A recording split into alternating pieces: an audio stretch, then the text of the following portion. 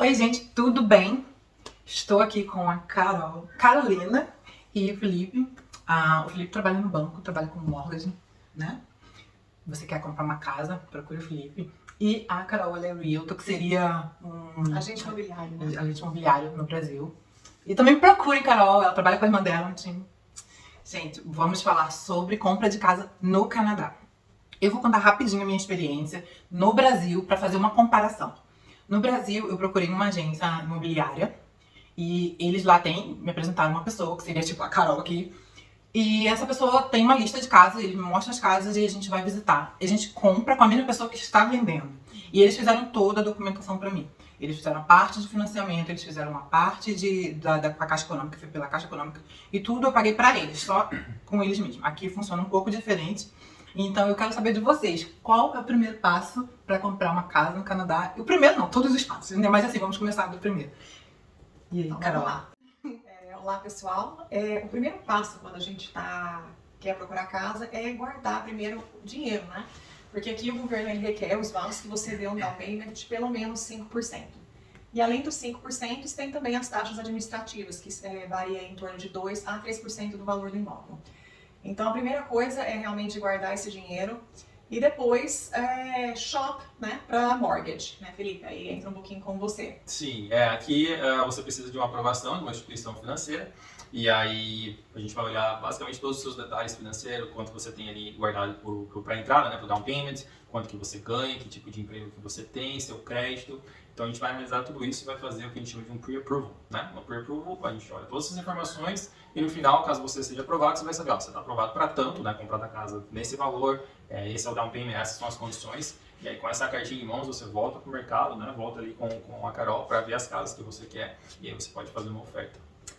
Eu sempre falo para os clientes, às vezes chega gente até mim antes de conversar com o mortgage broker para ter mais ou menos uma ideia dos passos, né? Mas realmente pegar a aprovação com o banco é muito importante. Por quê? Porque ele vai te dar um direcionamento do seu poder de compra, né? A gente quer saber ao certo quanto você pode comprar. Eu não quero, né, te mostrar a casa que você seta a sua expectativa muito alta e depois lá na frente a gente descobre que o seu valor, o seu poder de compra é um pouco menor. Então eu quero que a gente comece o processo sabendo o que a gente consegue com aquela budget. Claro que tem casa de todo preço, tá? Eu sempre falo com meus clientes, às vezes as pessoas chegam até mim preocupadas com o valor da pré-aprovação. Mas assim, a gente tem que ajustar mesmo as expectativas, né? Existem boas casas, né, por 300 mil, 350, 400 mil, a gente realmente tem que ter muita paciência. Né? Desde a primeira reunião a gente falava, né, Patrícia, que realmente, para ter sucesso na compra da casa, é muito importante ter paciência. Né? Então, assim, na hora certa, né, com tempo, com paciência, a gente está sempre... eu fico de cima todos os dias olhando o que está entrando no mercado, eu mando o que eu acho para vocês, o que eu acho que vai acomodar, né, as expectativas de vocês. Mas assim, é muito importante realmente saber o quanto o valor da pré-aprovação. Justamente como você falou, para alinhar as expectativas, né? Porque às vezes a pessoa quer comprar uma casa, né, sei lá, 500 mil e aí depois descobre que está aprovado para 400 ou menos. Isso. Então você sabendo, né, tendo essa carta de pré-aprovação, você já consegue alinhar as expectativas, o que é possível, o que não é possível. Você também evita, né, frustrações de ir lá fazer uma oferta e depois descobrir que você não consegue.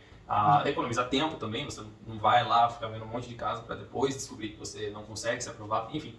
E também qualquer tipo de empecilho, talvez às vezes a gente faz uma aprovação e tem uma coisinha ali que às vezes naquele momento a gente não consegue aprovar, mas eu posso falar assim, ó, a gente tem que fazer isso, isso, isso, te dar um norte para que daqui, sei lá, X meses você consiga resolver esse problema e aí você está apto a se qualificar novamente, entendeu?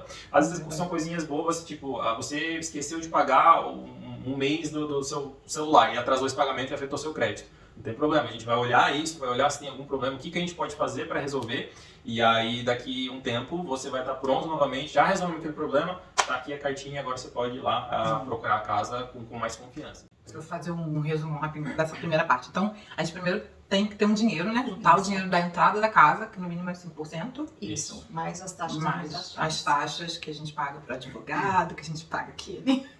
E procurar o Felipe para questão do mortgage, do empréstimo, para você poder pagar a sua casa. E vou fazer uma pergunta que muita gente fez. Quem tem visto de turista ou visto de estudante pode comprar casa? Visto de turista, no momento não. Visto de estudante e de trabalho você pode, desde que você cumpra com alguns requisitos, né, que o governo implementou agora a partir de 1º de janeiro, tá? Então, assim, não vou entrar em muitos detalhes específicos, mas com visto de trabalho você precisa ter aí, no mínimo 3 anos de Canadá, 3 anos de imposto de renda, entre outras coisas, né? E visto de estudo você precisa ter no mínimo 5 anos de imposto de renda aqui no Canadá. Então você precisa ter um tempinho de casa aqui no Canadá. Quem é PR não tem esse problema, então você está apto a comprar sem esse tipo de preocupação. E uma exceção também para quem está com visto de trabalho ou visto de estudo e não tem 3 anos, 5 anos de Canadá, você pode comprar em determinadas cidades que aí você não precisa se preocupar em 3 anos de imposto de renda e tal. Mas são áreas mais rurais. Então quem quiser comprar em áreas mais rurais se qualifica sem precisar cumprir esses requerimentos. Muita gente me pergunta, eu tenho que pegar a pré-aprovação com o banco que eles têm a conta de débito deles? Não necessariamente, tá? Mortgage aqui no Canadá funciona de uma forma bem diferente do Brasil, o financiamento. Então você pode pegar o financiamento em qualquer banco, em qualquer credit union, com mortgage broker, você não precisa estar somente vinculado ao banco que você trabalha. E financiamento aqui é igual mesmo comprar um carro no Brasil, né? Você realmente tem que shop around. Porque bancos diferentes vão te dar taxas de juros diferentes e também você tem que estar sempre ligado aos termos da mortgage, né? Alguns bancos vão te possibilitar, algumas instituições financeiras, né, Felipe? Que você quite essa mortgage mais rápido, ou que você quebre esse contrato com mais facilidade do que outros bancos. Então é muito importante você shop realmente around na hora do financiamento. Sim. É bem importante porque é uma transação muito alta, né? Um valor muito alto. Especialmente na primeira casa, tem muitas emoções aí envolvidas no processo, né? Então é importante você, também acima de tudo, estar confiante com as pessoas que você está trabalhando, porque a última coisa que você quer você vai lá, cria toda aquela expectativa, escolhe a casa, negocia o preço, negocia um monte de coisa, manda para aprovação e no final você não consegue ter essa aprovação, né? Não consegue ter esse imóvel aprovado. Ou então pior, né? Você tem o imóvel aprovado, a transação aprovada e depois, alguns dias antes de tomar posse, você recebe uma ligação aí da instituição financeira falando, então, estamos com um problema aqui. E aí vai tudo por água abaixo, né? Então, assim, é sempre bom você ter confiança em quem você está trabalhando, com quem você está trabalhando, porque é um trabalho em equipe, né? Você tem que confiar no seu realtor, né? Que é o seu corretor, você tem que confiar na sua mortgage person, né? Que é a pessoa que vai lá tá aprovando a sua aplicação junto à instituição financeira. O advogado também tem um papel importante nessa transação. A ideia é que isso corra o mais tranquilo, essa transação aconteça da maneira mais tranquila possível, tá? Então, isso pode ser com o seu banco ou não, tá? Depende, só o conselho que eu dou pesquise, né?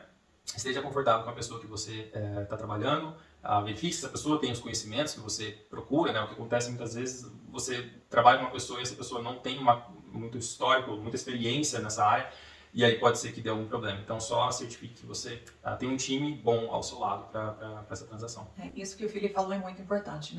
Sempre nas minhas reuniões, Patrícia, acho que a gente conversou sobre isso também, né? Que o meu trabalho, eu não trabalho sozinha, né? Nós todos, né? Os buyers, a pessoa que está fazendo mortgage, o advogado e o inspetor, nós todos somos um time, né? Tá todo mundo ali trabalhando no mesmo propósito, que é comprar uma boa casa pelo menor preço possível. E o meu trabalho não é possível sem o trabalho do mortgage specialist, eu não sou, né?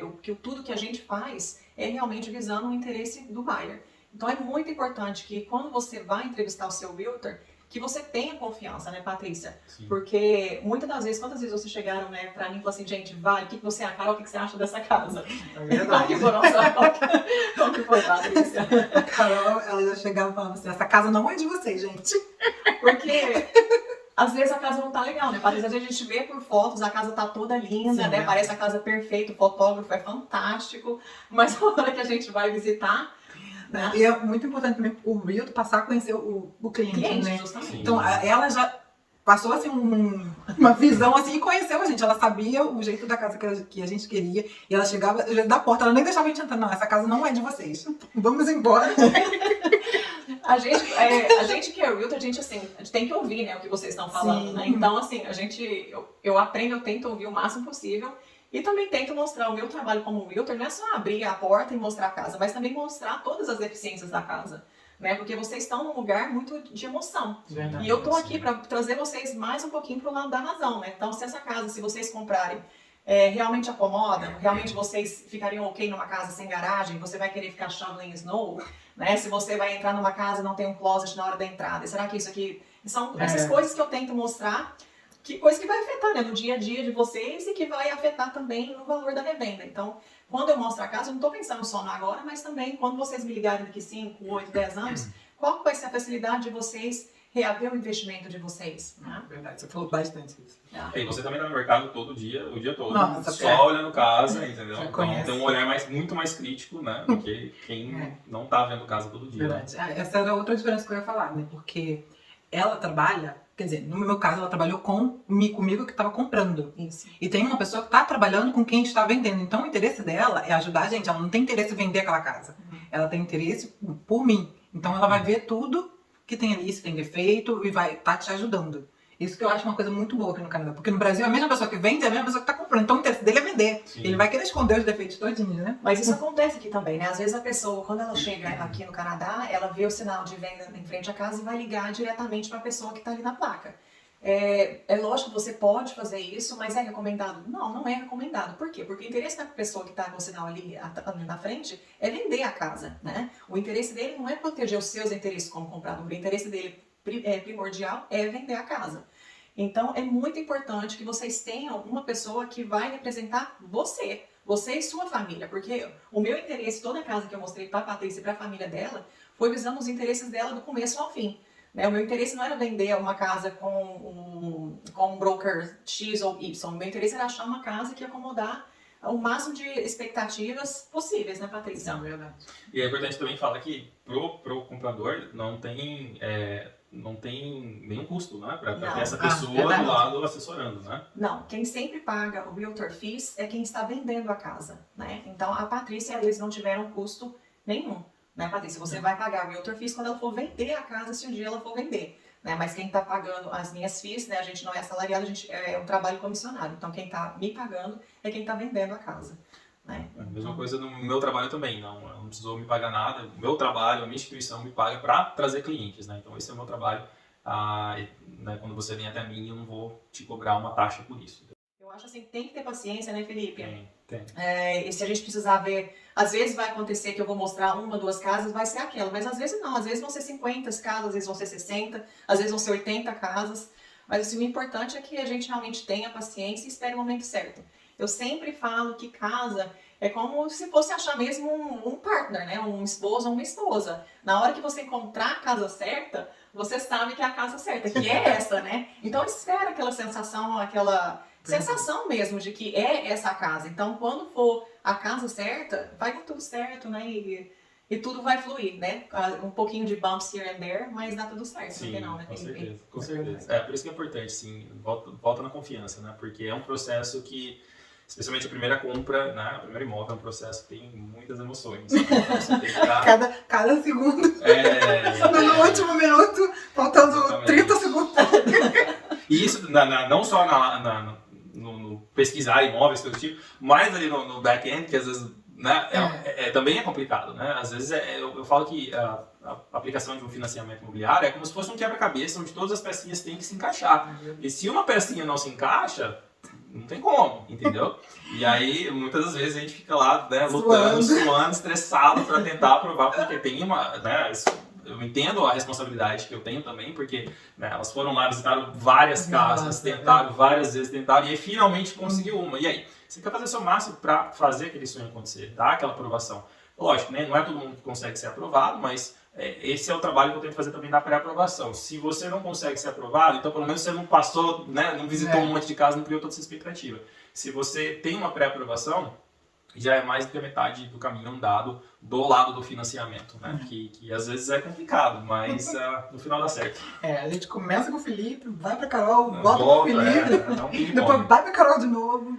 Mas é um processo complicado, né? Porque principalmente ano passado, quando vocês estavam comprando casa, ainda estava tendo bidding wars, né? Os leilões. Eu ia pedir pra falar um pouquinho sobre isso. Então, o que acontece? Então, quando a gente começa a visitar as casas, às vezes a gente o que acontece, a gente seleciona o número de casas para visitar, né? Ou no dia de semana ou no final de semana, normalmente de 5 a 8 casas por dia, no máximo, né? E aí a casa que vocês gostam, a gente escreve a oferta, né, e manda pro agente. Às vezes, né, tem dias de oferta que eles esperam assim um leilão da casa. Então, não necessariamente, não é porque você visitou e mandou a oferta que a oferta vai ser aceita. Não, porque você entra no sistema de competição, né? Então, normalmente, quem ganha essa competição é quem, grande parte das vezes, é quem escreve um valor maior ou então que acomoda o máximo de...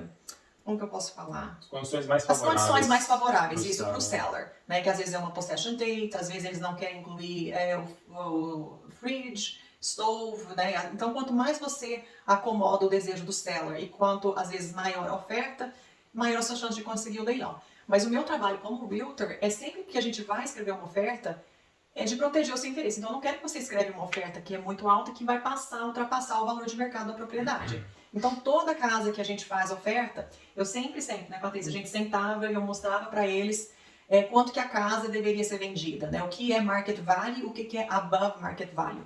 E como eu sou imigrante, eu entendo e eu sei que pra gente a nossa vida de imigrante é mais difícil, né? Então, jamais eu vou colocar vocês numa situação, e você pode falar isso, mas de a gente escrever uma oferta above market value. Por quê? Porque o nosso dinheiro é suado, né? A gente está ali sozinho, trabalhando, às vezes, né, o casal trabalha junto para conseguir aqueles 5, 7%. Então, cada centavo ali conta, né? Então, Você mostrava as casas na região, ó, quanto foi vendida nessa região, para ter uma média. Então, assim, Isso. não pode passar disso porque tá demais. Isso, então eu sempre falo isso e o meu interesse realmente é proteger o interesse de vocês. Eu não quero que vocês me ligam daqui 5 anos e eu tenho que falar, olha, Patrícia, desculpa, mas vocês overpay, a gente não consegue reaver seu investimento. Então, assim, jamais um cliente meu vai me ligar e vai falar isso porque eu sou muito cautelosa na hora de escrever as ofertas. E acontece, né, como aconteceu com vocês, a gente escreveu a oferta mais baixo, né, Patrícia? E teve algumas que a gente perdeu por muito pouco, né, por questão de $1.000 e poucos, $2.000. Mas assim, tipo, conta também que a gente não estava escrevendo over market value, né? Que a gente estava ali dentro do limite. Mas então, às vezes, a gente chegou a escrever algumas ofertas, né? A gente entrou em competição, nós perdemos algumas casas, mas deu certo, né? Nós conseguimos, eu acho que foi a terceira oferta que a gente escreveu. Né? Então, quando a gente escreve uma oferta, tem aqui algumas condições que a gente coloca na oferta para que esse contrato seja válido, né? Então, algumas dessas condições é a condição de financing, né? Então, toda oferta que, se a pessoa depende do financiamento de casa, é muito importante que a gente coloque essa condição para que o banco realmente, mesmo tendo a pré-aprovação, que o banco dê aquela aprovação final. E outra condição que a gente coloca também é a condição de inspeção. Né? Então, a casa que vocês compraram, né, Patrícia, a gente teve a oportunidade de fazer a inspeção, né? E foi a inspeção toda, grande parte das casas, né? Tem sempre algumas coisinhas na casa, às vezes, para fazer. Raramente, né? Às vezes até casa nova vai ter algum room for improvement.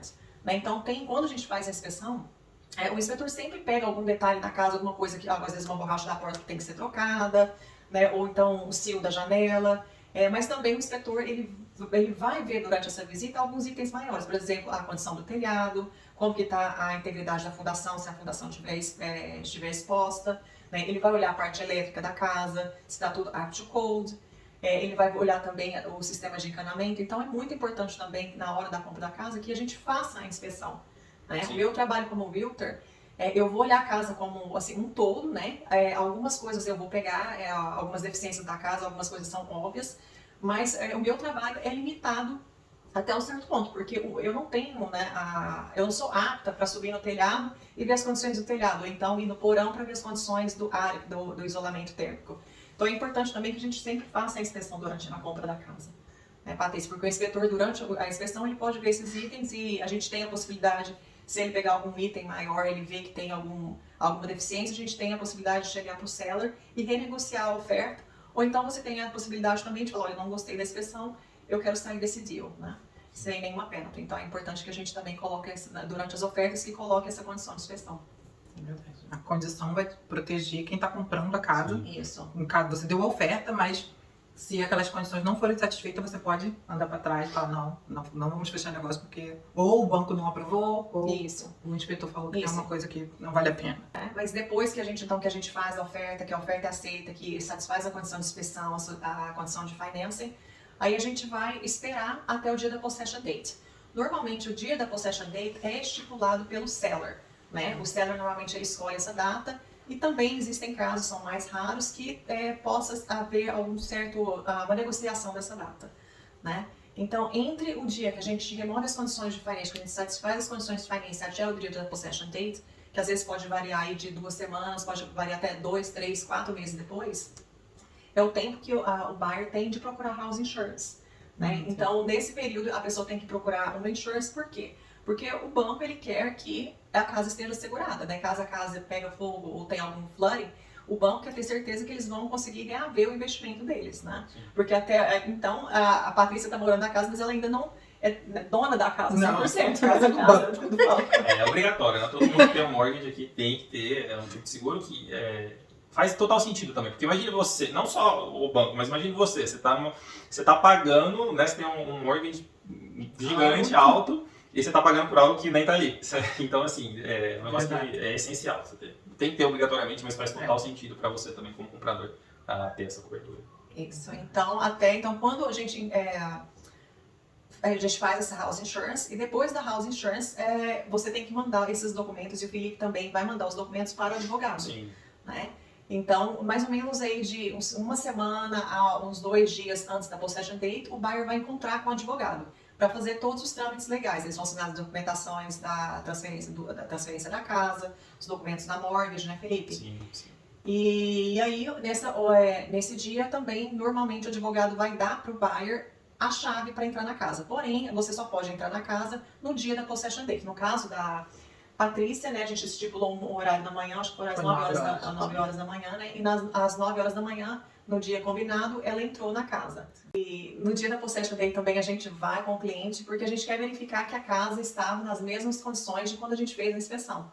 Né? Então, ou eu ou a Paula, a gente checa a parte elétrica da casa, vê se o washer, dryer, se está tudo funcionando, se os appliances estão funcionando. A gente vê se teve algum tipo de problema com água. A gente também quer verificar que a casa está assim, que desocuparam a casa. Tiraram tudo, é verdade. Desocuparam a casa. Tudo e todos. Tudo e todos. Mas é isso, né, Patrícia? E aí é só alegria, desempacotar. E arrumando tudo do seu jeito. E eu acho que é importante também falar, além do down payment, né, os outros requerimentos básicos, né, que seria a respeito de emprego, né, e também crédito, né, mais ou menos são as coisas primordiais. Não sei se vocês querem expandir um pouco mais ou não, mas é importante. Você precisa mostrar para o banco, para a credit union, que você tem um emprego e que seu emprego é compatível com o seu salário, sua renda é compatível com essa casa que você quer comprar, com esse imóvel. E também crédito, né? Você tem que ter um histórico de bom pagador para a instituição financeira também ter segurança e falar assim, não, vou aprovar porque, baseado nesse histórico aqui, eles sempre pagam as contas em dia, tá? Então, especialmente para quem é recém-chegado, eu vejo que a grande maioria das pessoas, dos recém-chegados, dos brasileiros, eles são muito preocupados de uma maneira positiva, né? Muito preocupados com o histórico de crédito. Porém, tem algumas coisinhas às vezes que acontecem que eles não sabem e estão fazendo alguma coisa errada. E existe muita fake news aí com relação ao crédito. Você pergunta para uma pessoa, alguém dá um conselho, outra pessoa dá outro conselho. Eu já ouvi vários. Então, assim, é importante você filtrar bem o que você ouve, né, o que você acredita nessa parte de histórico de crédito. Eu estou sempre à disposição também para ensinar. Mas existem alguns erros comuns também. Então, é mais uma coisa para você se atentar. Então, assim, de maneira geral, down payment, emprego, crédito.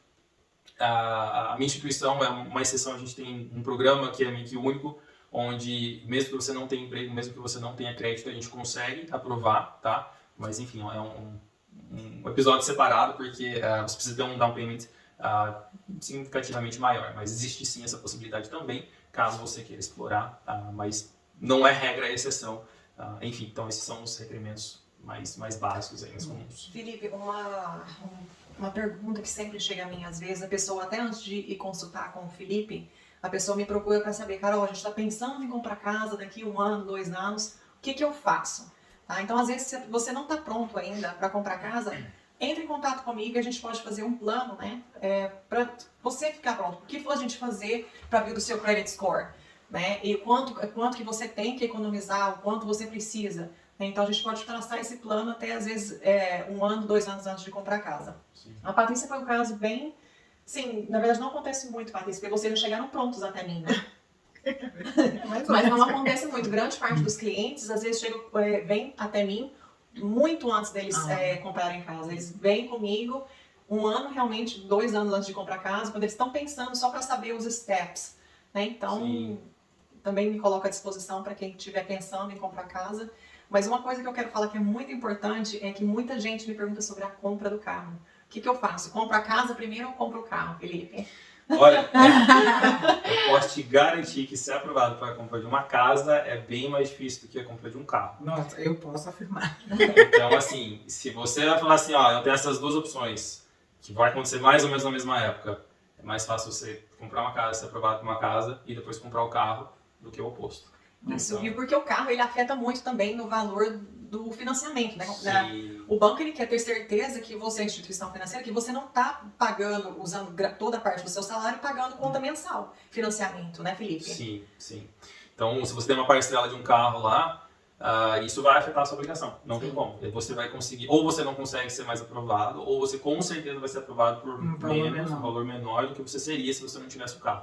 Às vezes pode ser que não te afeta no sentido de que, sua renda é boa, tá tudo bem, o valor que você conseguiu é o valor que tá ok pra você, beleza. Mas às vezes afeta. Então, às vezes você quer comprar uma casa... Grande parte das vezes, né? A grande maioria afeta. Você quer comprar uma casa de 300, 400 mil, se você não tivesse ali aquele empréstimo do carro, você conseguiria, mas agora que você tem, você não consegue mais. E assim, é bem difícil, né? Não tem como a gente simplesmente fazer assim e isso sumir. Então você meio que vai estar ali preso nessa situação. Então é importante, se as duas coisas estão ali alinhadas, se você está com um plano de comprar uma casa, só tomar cuidado com essa parte de financiamento. E novamente, por isso que a gente se dispõe, você coloca à disposição para montar esse plano mesmo, né? e ver o que é a melhor opção para você, baseado nos seus planos, nas suas escolhas. Então, vou fazer um apanhado geral aqui para fechar. Então, a gente quer comprar uma casa, vamos começar a juntar dinheiro. Se você ainda não junta dinheiro, você procura a Carol para ela te ajudar a fazer esse planejamento. Então, você tem o dinheiro para dar entrada, você tem dinheiro para parte de advogado e documentação, procure o Felipe. E aí ele vai fazer o pré-approval, que vai te dar Direcionamento. uma base de quanto você pode, né, procurar, o valor que você pode procurar a casa. Aí depois você volta pra Carol, vamos atrás das casas, Carol. Aí quando conseguir, vai dar a oferta da casa e ganhou a oferta, aí o Felipe vai entrar em ação de novo com toda a questão de aprovação. Aí depois manda tudo para o advogado, vai marcar o data com o advogado para assinar o documento, pegar a chave e aí depois é só ser feliz. É isso mesmo. E o meu trabalho também não termina na possession date, eu sempre falo com os clientes, às vezes, se você tiver com dúvida, porque o sistema de casa, que a construção é muito diferente, então se você tiver com dúvida, reach out. Né? A gente está sempre pronto em ajudar. Né? Se quiser dicas de contractors, né? Às vezes também, se vocês, às vezes até o preço, né, Patrícia? Às vezes a gente sabe o que é preço de mercado, às vezes tem diferença de um preço entre um contractor e outro, então às vezes Sim. vale a pena, né, pedir ajuda. Será que precisa trocar mesmo? Será que não dá um conserto? Né? O que a gente pode fazer para economizar? Verdade. Agora a melhor parte. A Carol faz um pão de queijo que vocês precisam provar. Eu sou mineira, né, gente? Eu sou bem mineira, adoro fazer pão de queijo. É verdade. Às vezes eu chego, né, Patrícia, nos dias de shows, às 9 horas da manhã, com pão de queijo, Com né? bandeja de pão de queijo. Ó, vocês estão vendo essa menina aqui toda chique, mas ela vai entrar lá no teu porão, vai enfiar a mão lá dentro do buraco. Ela é chique, gente, mas ela é super simples. Ai, eu não sou chique, né? Eu quero vestir aqui. Ela é chique pra mim, gente. Mas assim, você também ganhou uma amiga, né? Amigos, né? Não é só a parte de trabalho, depois a convivência continua. É muito legal isso. E eu quero agradecer vocês, né? Obrigada a vocês. Aqui, esse tempo aqui. Vocês, né, trabalham pra caramba. Eu agradeço aqui pra vir, dar um tempo aqui no canal pra falar com o pessoal, que eu sei que muita gente tem dúvida sobre isso, então, muito obrigada, gente. Obrigada. Muito obrigado a você pela confiança. Foi realmente obrigada pela confiança e assim, eu não tô falando isso, Patrícia, mas é de verdade, a gente fica com saudade depois. A hora que acaba os showings, né, que eles compram a casa, dá sempre aquele fazer no final de semana que eles vão. Eu até falei, eu só tô demorando a escolher a casa porque eu não quero parar de ficar indo pra casa contigo. Mas a gente realmente faz, por isso que eu falo que é tão importante ter conexão, né, Patrícia? Verdade. Né? Porque realmente fica, né, o vínculo fica mesmo e obrigada a você por me escolher o Felipe, a gente realmente ficou contato. Com certeza. É muita confiança também, então muito obrigado. Então, gente, tchau, até o próximo vídeo, tchau. Casa mesmo, Patrícia. Ela tinha espelho em tudo quanto é lugar. Tu entrava assim, era espelho. A mesa era... Tinha um negócio lá, parecia uma mesa, né? Era espelho também, espelho embaixo, espelho em cima.